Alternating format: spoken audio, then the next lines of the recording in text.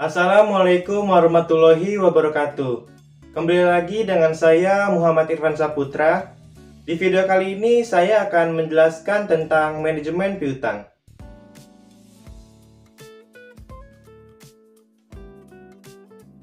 Pengertian piutang adalah nilai jatuh tempo yang berasal dari penjualan barang atau jasa atau dari pemberian pinjaman uang. Piutang mencakup nilai jatuh tempo yang berasal dari aktivitas sewa atau bunga.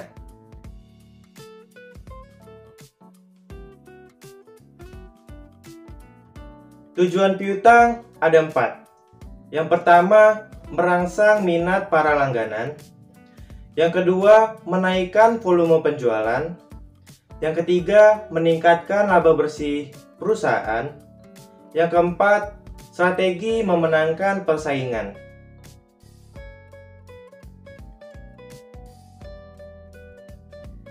Piutang yang bersifat bad debt timbul disebabkan 1. Perusahaan mengejar target penjualan, sehingga angka penjualan dinaikkan. Yang kedua, perusahaan dalam memperbesar penjualan dengan menaikkan penjualan produk boleh dibeli secara non-tunai. Yang ketiga, penjualan produk yang bersifat non-tunai dilakukan secara tidak berhati-hati. Yang keempat, perusahaan memiliki tagihan atau kewajiban dalam bentuk kredit kepada suatu perbankan.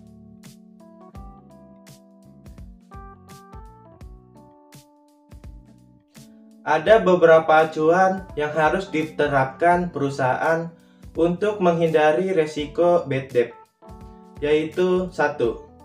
Menghindari keputusan penjualan produk pada saat pasar dalam kondisi fluktuatif atau akan berada dalam kondisi menuju krisis moneter. Yang kedua, membatalkan penjualan produk pada konsumen yang memiliki reputasi buruk dalam bisnis. Yang ketiga, menghindari produksi dan penerimaan order pada saat pasar tidak menentu. Yang keempat, melakukan dan menerapkan tindakan prinsip kehati-hatian pada saat tingkat persaingan bisnis semakin tinggi dan inovasi produk perusahaan berlangsung secara lambat. Yang kelima, ada ukuran persentase yang layak diterapkan untuk besaran piutang.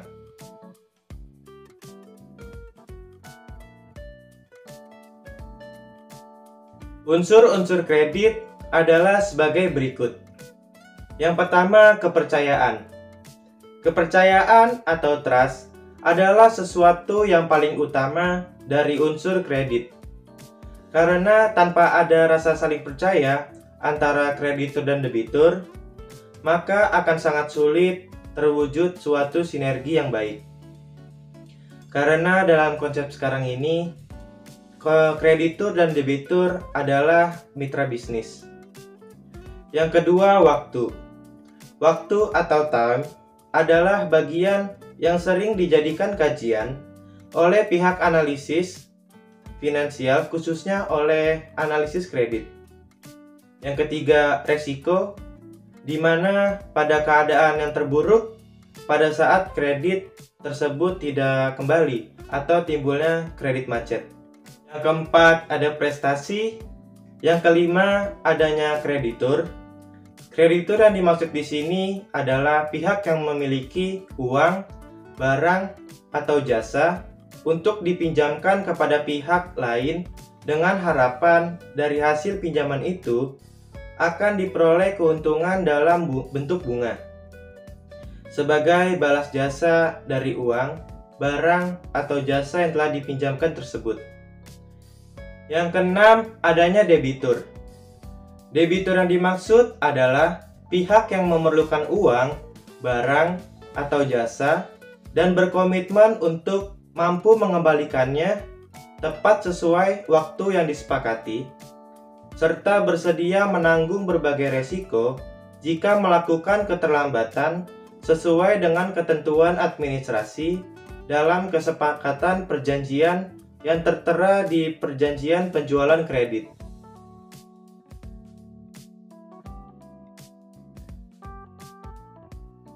Yang pertama, kredit berdasarkan jenisnya ada 3, yaitu 1.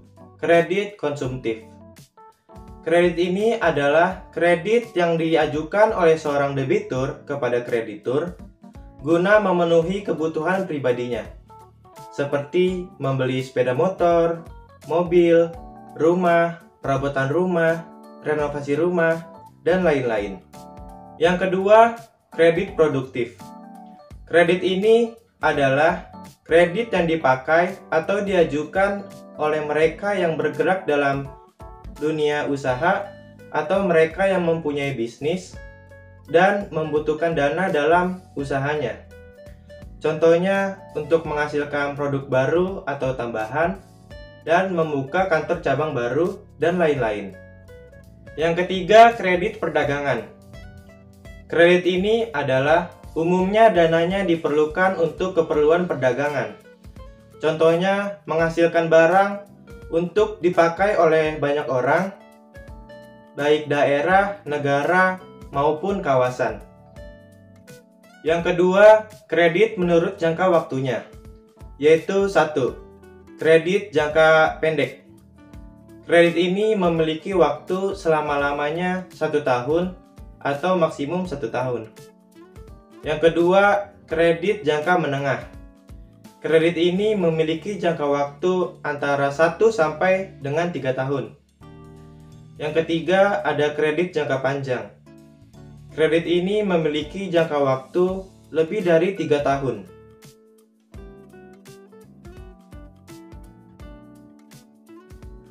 Dalam memutuskan pemberian kredit atau penjualan melalui kredit, ada beberapa hal yang harus diperhatikan baik oleh kreditur atau debitur secara umum dan sudah menjadi penilaian umum yang dikenal dengan prinsip 5C.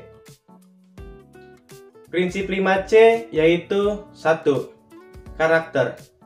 Aspek ini menggambarkan keinginan atau kemauan para pembeli untuk memenuhi kewajiban-kewajibannya sesuai dengan persyaratan yang sudah ditetapkan oleh para penjual. Yang kedua, capacity. Menggambarkan kemampuan seorang langganan untuk memenuhi kewajiban-kewajiban keuangannya. Suatu estimasi yang dianggap cukup baik dapat diperoleh dengan menilai posisi likuiditas dan proyeksi cash flow dari calon pelanggan. Yang ketiga, kapital. Menunjuk kepada kekuatan keuangan calon pelanggan, terutama dengan melihat jumlah modal sendiri yang dimilikinya. Yang keempat, kolateral. Menggambarkan jumlah aktiva yang dijadikan sebagai barang jaminan oleh calon pelanggan.